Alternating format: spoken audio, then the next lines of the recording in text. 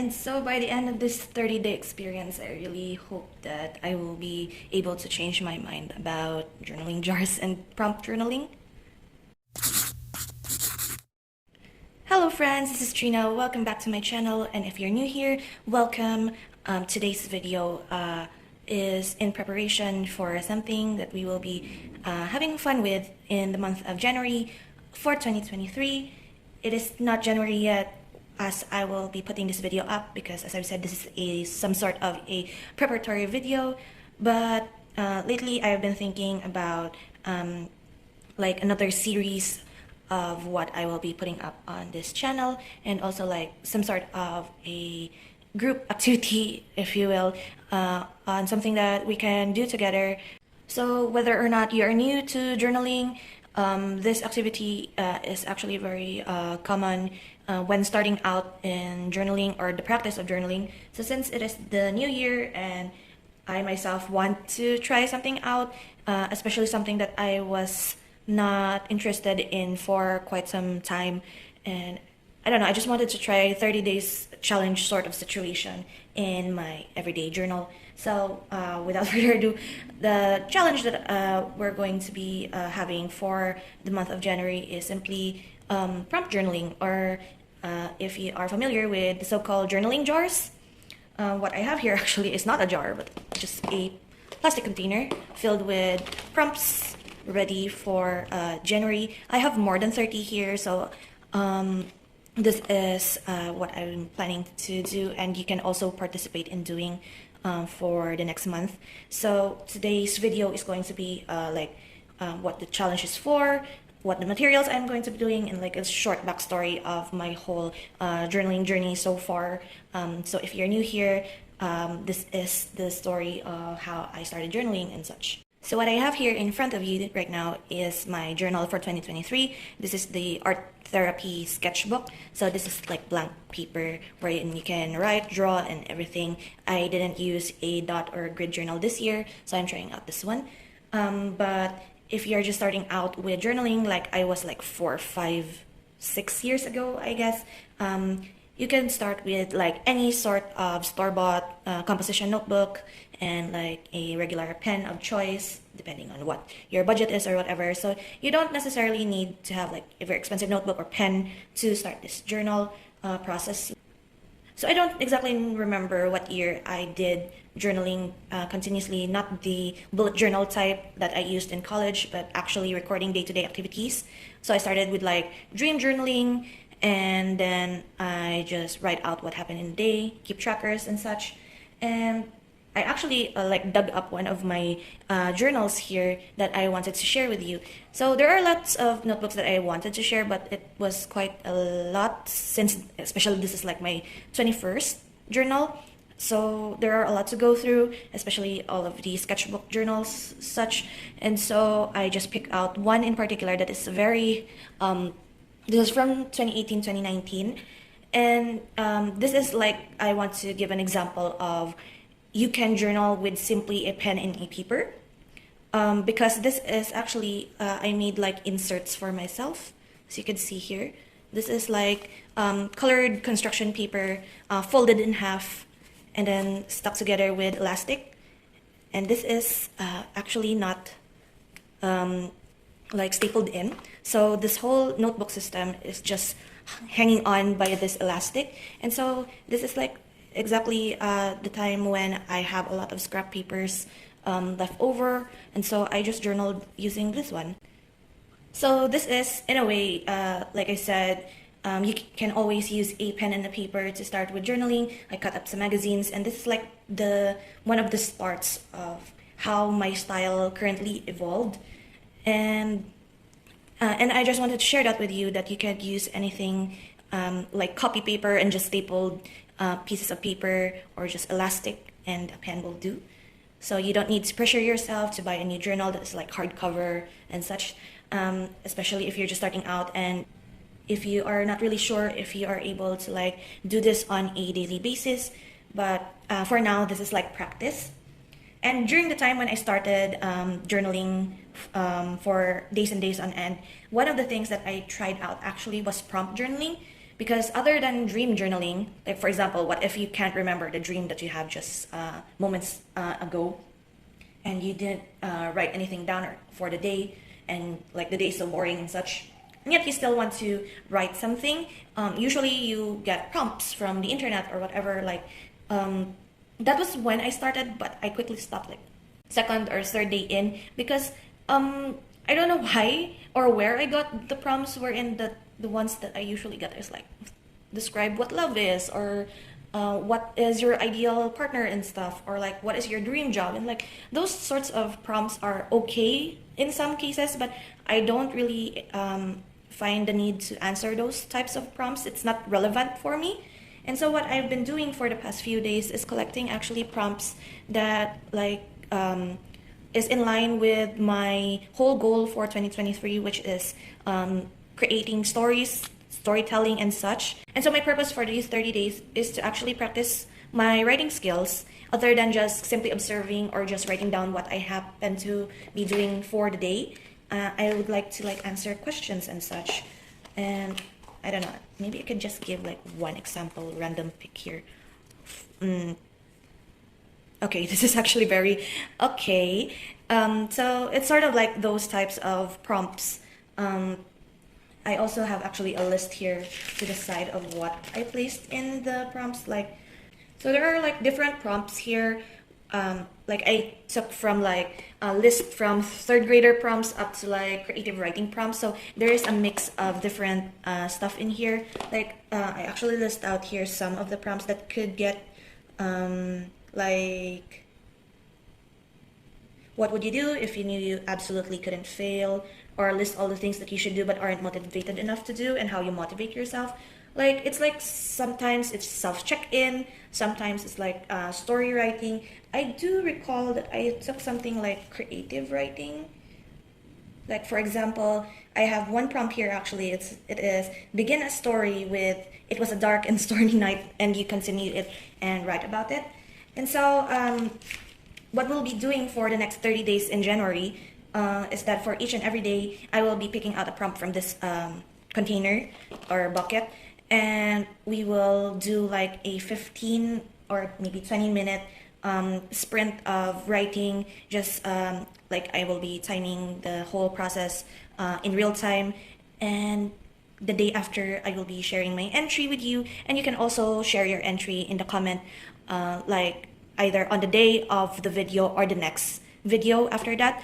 Because I would really like to read some, if you are willing, that is, if I have your consent to share your thoughts about the prompt as well. And I will be sharing my answers the day after, and then we will continue with that. I will pick another prompt and we'll do another 20-minute sprint, and that will be the whole 30 days. I know that January has 31 days, but I wanted to keep it like a 30-day challenge, and so we can have like the 31st as like a sort of reflection, last day observation, and hopefully by the end of this 30-day challenge I will have a different appreciation for prompt journaling, because of course I was the one who handpicked some of the prompts. Now I will be taking this opportunity actually to explain the new system that I have for my journaling process. I only saw this post on Instagram like 2 or 3 days ago, and it kind of dawned on me that maybe this is the system that I would actually want to use in my journal from now on. Because what I've been doing in the past with my journaling is just I write whatever and whenever, and I don't really color code. And what ends up happening is that I look at this and I see a complete mess. It is actually, the purpose of it, it's like word vomit sort of situation wherein I'll just put all of the ideas or the things that I have to say right down on paper and not think about it anymore. But sometimes in the recent days, especially, or recent months especially, wherein I sort of get quite sick a lot, and I can't refer back to all of the journaling that I have done, just because I couldn't recall which day, and I have to browse like days on end, where are the symptoms that I've experienced during the month, like when was it that I have sort of triggers and such. And so what I wanted to show today is like this is the system that I have seen and like copied on Instagram. I have actually here like a flap.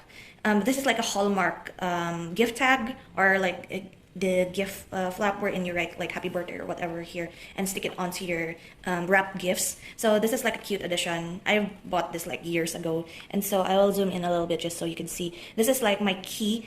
I never actually did keys. Like I did those because I thought they were necessary for bullet journaling, but later I don't really use them because I know that a dot is for a task and you cross it out when it's done. You forward it when it's like migrated and that sort of thing. And I don't usually color code. I used to color code like black for regular days and then red if it's like triggering days, I guess, or like days wherein it's not so positive. And sometimes I actually just use red for simply writing or like use other colors. And so I wanted to like be more mindful of how I use colors this time of year. And so this is like the key that I will be using for this whole journal. And I use a flap so that if I'm writing here, I can just open it here like that. And so this is the system that I have been doing. I said in like the previous videos that I won't be using a ruler throughout this year, but here I am using a ruler. I just use these ones. These are the rulers that I use. This is like very old circular ruler situation. I use this for like drawing and such. And it is the only ruler that I have that can fit the whole page wherein it won't be wonky. So that's what I use there.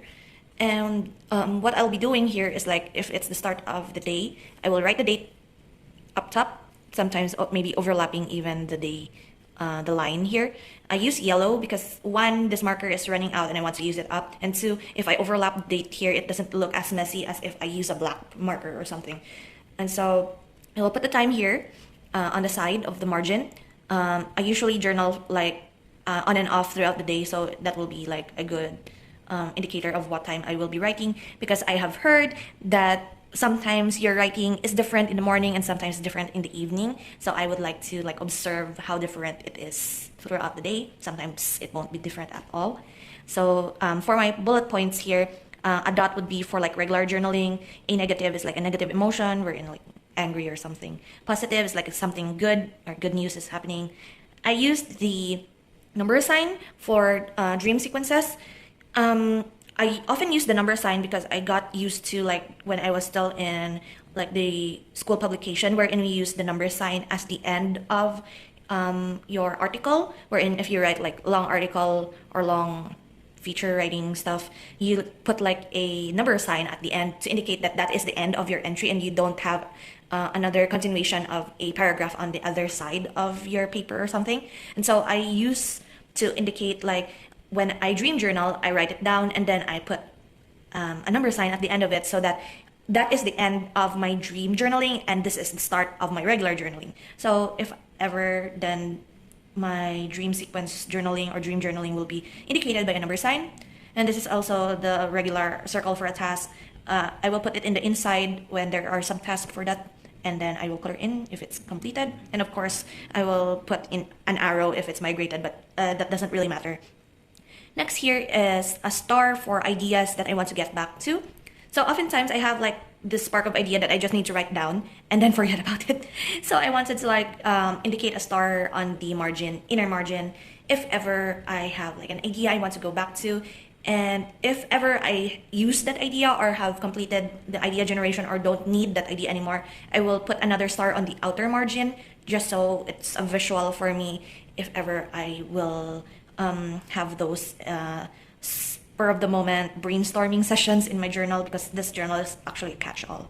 And then what I have here, this is for journaling anxieties and triggers. This is for the moments wherein I don't usually put anxiety journaling in my previous journals until recently because I thought that somehow it helped calm me down and such. And so what this will be happening is I will put a minus sign just like the negative emotion one, but I will be indicating it with like a red or a pink circle. So I have these circle stickers here at the back. Wait. So I have these circle stickers here at the back. These are from 2 years ago. I don't use these anymore. I use this for decorating spreads in the past, but now I will just use this as markers. So I have here 3 sets. This red and pink purple one will be for the triggers. These green and yellowish ones will be for the idea generating ones. Although even if I have a star there, if I browse, sometimes I don't browse as well as I often do because my eyes just dart around the whole page, not paying attention. So these circle markers will help me to see if I have something that I need to look back on.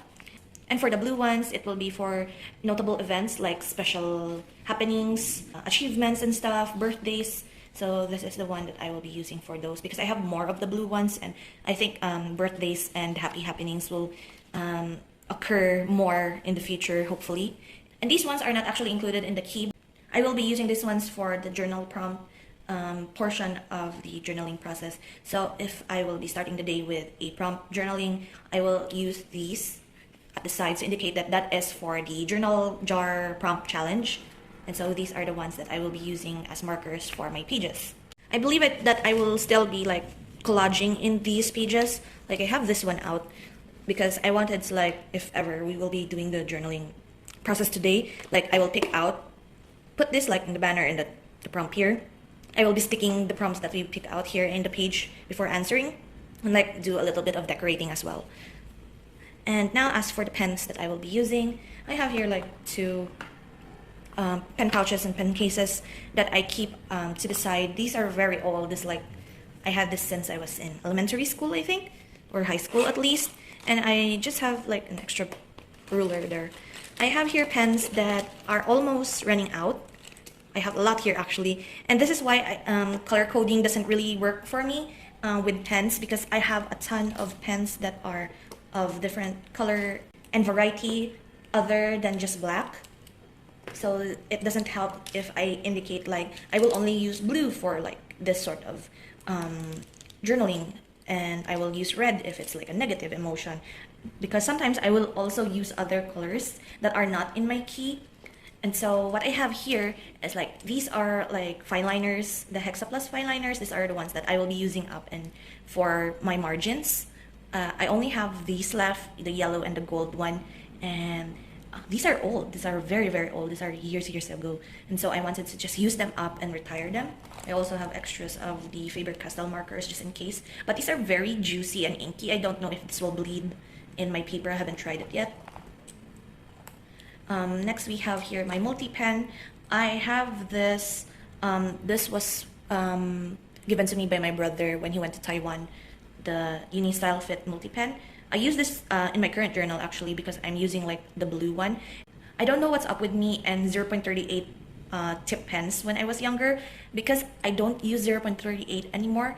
I at least use a 0.5 and preferably a 0.7 or like a 1.0 because I want like a thicker, darker pen so that my hand won't hurt when I write, because I'm very heavy-handed and I really like darker pen inks. And so if it's too thin, I tend to push down harder and it hurts my wrist more. I have here a Pilot G-Tech. Here is C3, but actually I loaded it C4 because I think C4 is better. I don't really like using G-Tech anymore because if this falls down, it's game over for the nib. Next here are Papermate Inkjoys. This one is purple but is almost dying, so I will be thinking of using this as my main pen for the whole journaling process until it runs out, and I will replace it with this one. Actually, this one is brown on the outside, but I loaded it with green ink, so it's green inside. In a way, this is like reducing bodies and just buying refills. I also plan on like buying like the Energel refills because I heard that it can fit the Papermate body, so conserving money by not buying the whole body. These are not Sarasa clip, but I just refilled the body with inks from this like knock-off vintage ink. I am sorry if you could hear the generator outside. I'm not sure what they are doing. I think it's construction, but it's very noisy outside. But I'm almost done, so please bear. So I loaded the refills of this vintage ink to the Sarasa because it actually fits perfectly, and I enjoy the Sarasa body more. So I keep these bodies and just refill it every time. So inside here is actually a brown and then like this vintage gold. So these are also almost dying and need refill. And then here we have my set of Muji pens. I bought this at Muji like years ago when I graduated high school, I think. I just bought 4. And again, with the 0.38, as you can see, I don't really use the 0.38 much, except this one because I've been using it recently. And I like the 0.7 more, even though this is a blue-black. So these are the other ones that I will be using if ever I will run out of the other pens, because all of these pens, I just want to use them up and replace them with better pens, because I cannot justify buying new pens and refills when I know I still have a lot in my stash. Like I did like a clean up of all of my pens and such, and that's why I have these file separated from the whole thing, because I know that if I don't see them, I won't use them. And there are like 60 to 70 pens in my stash that I need to go through. I've already gave some away to be used by like my brother and mom because they don't have much pens anyway. So next here is the Pit Artist pen in extra small. I think I wanted to use this for like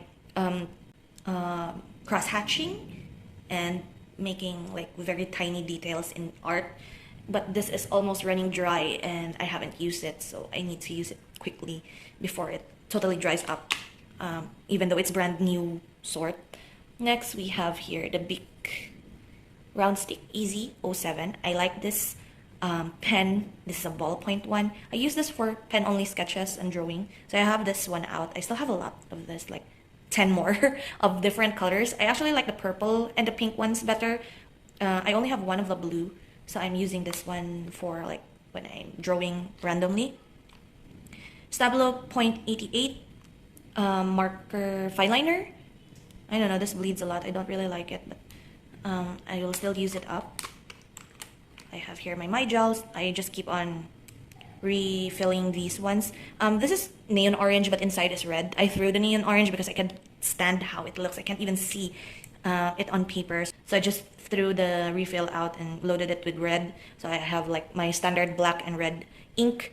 Trying to use all of the refills that I bought from this brand, because I don't think I will be using this brand anymore once I start using the Energel, because I am heavy-handed, and this plastic glass portion, if ever I'm writing, this gets destroyed pretty easily.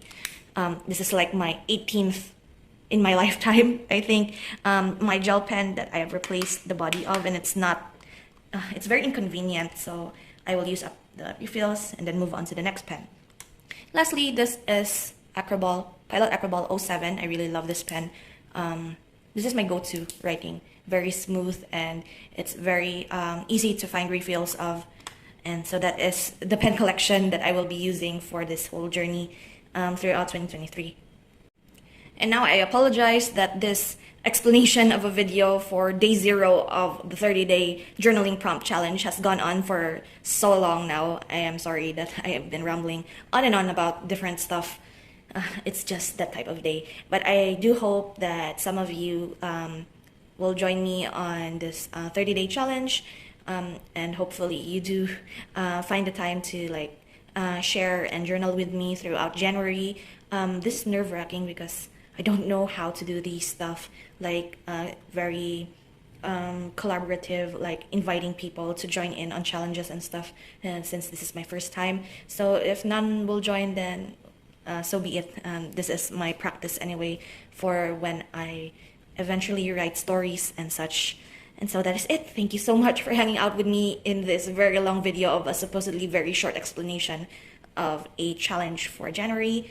I will be putting this up almost near the new year, so happy 2023, guys, if you're seeing this later in the end of the year or early in January. I do hope everyone has a lovely holiday, and I do hope that 2023 is a blessing and a lovely year for each and every one of us in and outside of the community. Each and every person deserves to be happy and to be well this coming year. And thank you so much. So until the next video, guys, bye-bye.